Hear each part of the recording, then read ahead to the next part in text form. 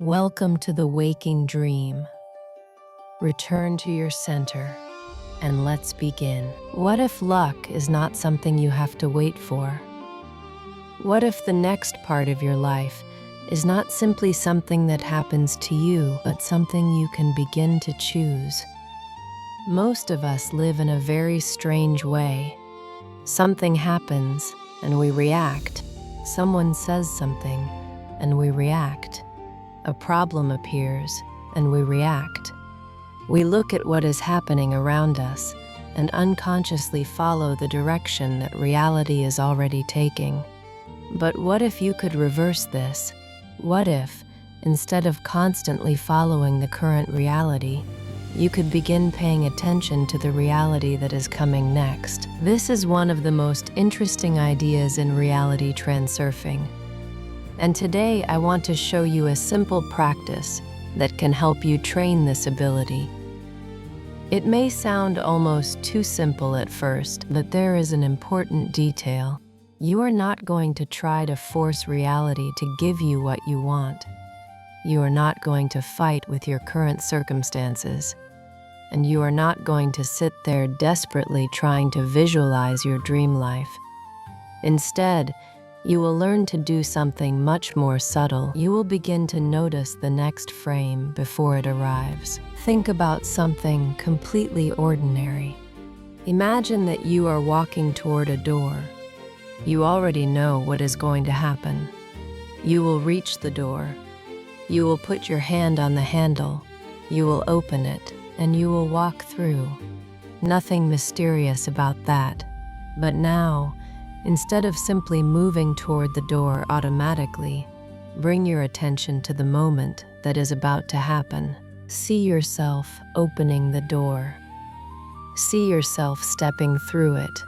Feel that moment as if you are already moving into it. The event is simple, but the practice is not really about the door. The door is just training. You are teaching your attention to stop being completely absorbed in what is happening right now and start noticing what is happening next, because this is where the real shift begins. When you are completely absorbed in the current situation, you become part of its story. You react, you follow, you get pulled along. But when you can step back from the current picture and deliberately direct your attention toward the next one, something changes. You are no longer simply watching the movie. You begin to act like the person who can choose where the next scene is going. And this is exactly the ability we are going to train in this video. But there is one thing you need to understand before we go any further. The technique does not work through force. In fact, trying too hard can take you in the opposite direction. And this small detail is where many people completely miss the point. In a moment, I'll show you exactly how to do it. So why does trying too hard get in the way? Because there is a big difference between forcing something to happen and allowing yourself to move toward it. Think about how most people try to change their lives. They see something they don't like and immediately start fighting it. They worry, they analyze, they try to control every detail. They tell themselves, I need to make this happen. I have to fix this. I have to change my reality. And without realizing it, they put themselves into a state of tension. But in transurfing, the idea is different. You are not supposed to fight the reality that has already happened. You cannot change a movie that has already been filmed.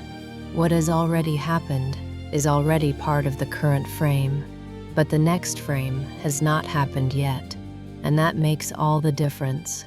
The future is not one single fixed line. There are many possible versions of what can happen next. And the idea is that you don't have to fight your way into one of them. You can begin moving your attention toward the version you want. This is why the practice we are doing today is not about making your body tense. Your muscles are not going to create the result.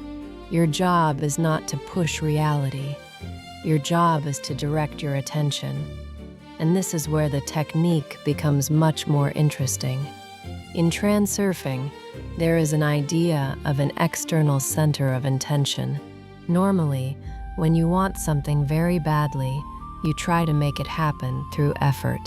You think harder, you concentrate harder, you try to control the outcome. That is the usual, active, forceful approach. But the external center of intention works differently. You don't grab the reality you want.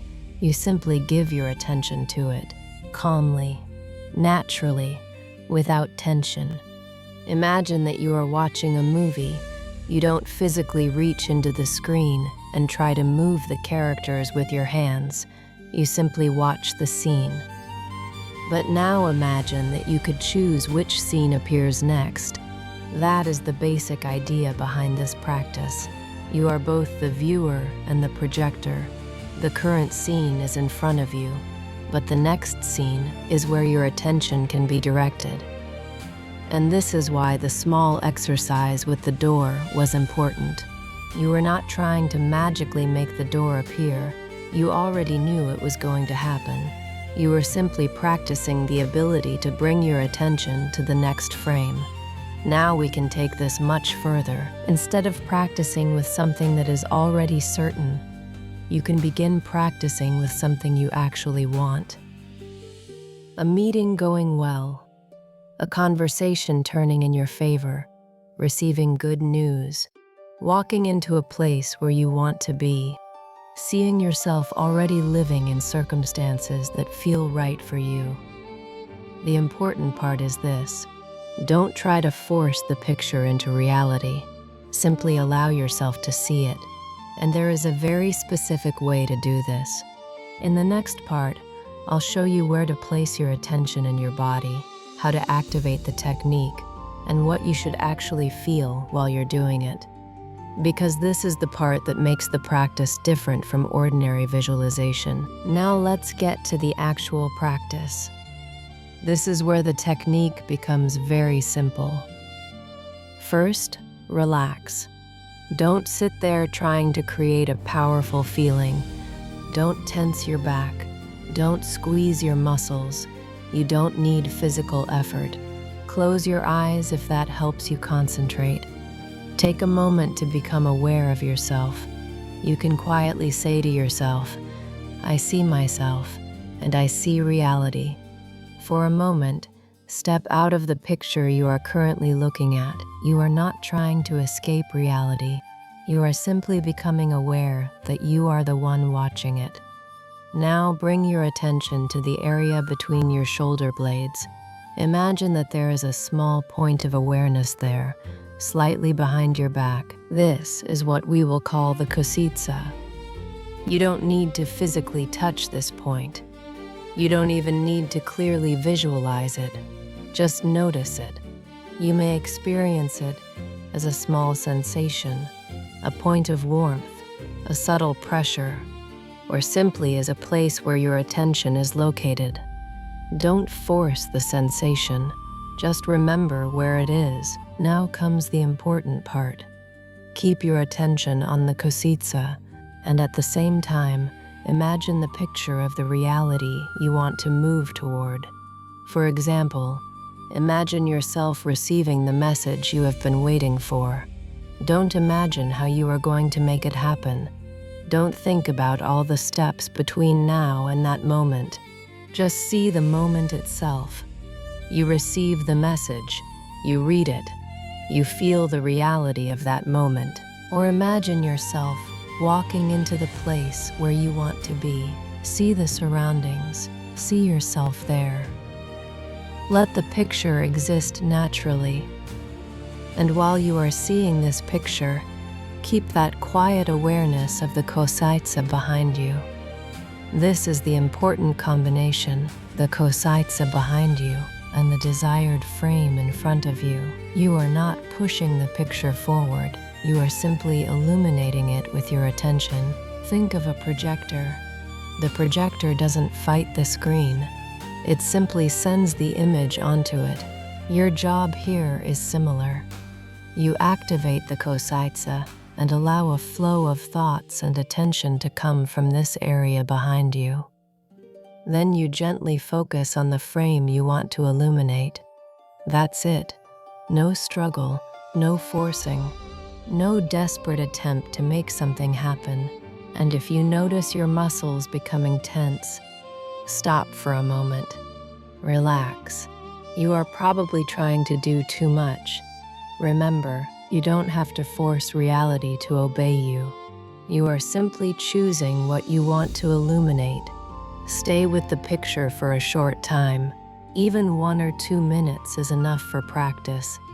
You don't need to sit there for 20 minutes trying to make the perfect visualization. The goal is not to create the strongest possible emotion. The goal is to train your attention again and again until this becomes natural. And this is why ordinary everyday situations are so useful. You can practice when you're walking somewhere, before opening a door, before entering a room, before making a phone call, before starting an important conversation. Instead of automatically following whatever happens next, take a moment to notice the next frame you want, then calmly illuminate it. Over time, you are training yourself to stop being completely controlled by the current picture. You are learning to move your attention forward, and that is where the real change begins. But there is still one mistake that can completely ruin this practice, and it is probably the most common one. Now let's talk about the mistake that can completely change the way you use this technique. It is very simple: trying too hard. You may understand everything perfectly, and then make the same mistake the moment you try to practice. You choose the reality you want. You close your eyes. You concentrate. You try to see the picture as clearly as possible, and then you start thinking, am I doing this right? Is it working? Will this really happen? Maybe I need to concentrate harder. And suddenly your whole body becomes tense. Your shoulders tighten, your back tightens, your attention becomes heavy, and you're no longer calmly illuminating a frame. You're trying to force an outcome. That's exactly what you don't want. Remember what we're actually practicing: not control through force, not desperate visualization, not an attempt to make reality obey you. We are practicing direction of attention. So if you notice tension, simply let it go. Take a breath, relax your shoulders, relax your back. Return your attention to the kositsa, and then return to the picture you want, calmly, without trying to squeeze a result out of it. You don't have to feel anything extraordinary. You don't have to see some spectacular image. You don't have to convince yourself that it is already happening. Just give your attention to the frame you have chosen, then let it go, and continue with your day. This is important because the real power of the practice comes from repetition, not from one perfect visualization. You can practice with very small things. When you are about to open a door, notice the next frame. Before you enter a room, notice the next frame. Before you make a phone call, notice how you want that conversation to go. Before an important event, calmly illuminate the picture you want. You are teaching yourself a new way of using attention. Instead of constantly looking at what reality is giving you, you begin asking, what do I want to see next? And that question changes your position. You are no longer only reacting to the current frame. You are beginning to look ahead. You are beginning to choose where your attention goes.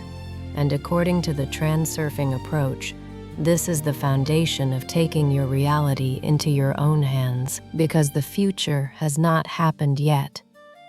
The current frame is already here, but the next one is still ahead. So instead of spending all your energy fighting what has already happened, You can calmly direct your attention toward what you want to experience next, not with tension, not with fear, not with desperation, but with a quiet sense of intention. And maybe this is the most important thing to remember from this entire practice. You don't have to chase the reality you want. You can begin by giving it your attention. Practice it today. Start with something small, something simple enough that you don't feel pressure about the result. And notice what happens when you stop trying to force the future and start consciously choosing the next frame. Because sometimes taking your life in a new direction doesn't begin with a huge decision. Sometimes it begins with where you place your attention. If this practice resonated with you, try it for the next few days and see how it feels in your own life. And if you want to learn more practical reality transurfing techniques like this one, subscribe to Own Your Reality. I'll see you in the next video. And if you want to practice this with me, write one thing in the comments. What is the next frame you want to see in your life?